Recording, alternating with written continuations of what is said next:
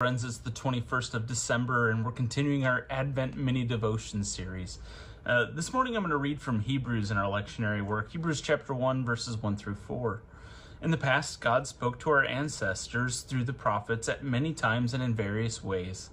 But in these last days he has spoken to us by his Son, whom he appointed heir of all things, and through whom also he made the universe.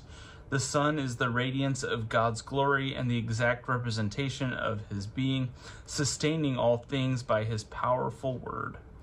After he had provided purification for sins, he sat down at the right hand of the Majesty in heaven.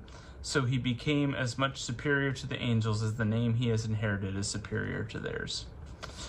Friends, this morning we have a letter to more church people. The book of Hebrews is actually New Testament. And in it, it reminds us that we have this history, this tradition. Christmas time reminds us a lot of histories and traditions. Many of us can eat the same foods year after year and be perfectly satisfied. Many of us can sing the same hymns. In fact, sometimes it's dangerous not to sing the same hymns.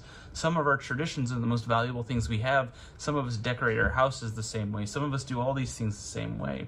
But it says in the last days, which can be interpreted many ways, but it really means that the end of the season that we're in and in the beginning of the new season, at the end of the season as we know it right now, the Son, the appointed heir of all things, and through whom all things were made of the universe, that Son will be present to us. Sometimes our traditions, as much as we love them, have a seasonality in which they end. I can remember having my last traditional Christmas on my dad's side before we moved to what we now have as Taco Christmas, and it's celebrated greatly. And one day it'll end, and we'll learn what new thing is going to be there. For many of us, we like to hold on to the old because of either nostalgia or because of the comfort that it brings us in the moment that we're living, the stability that it tends to offer us. But the amazing thing is that God is often working in the new thing, in the new way in which he's acting.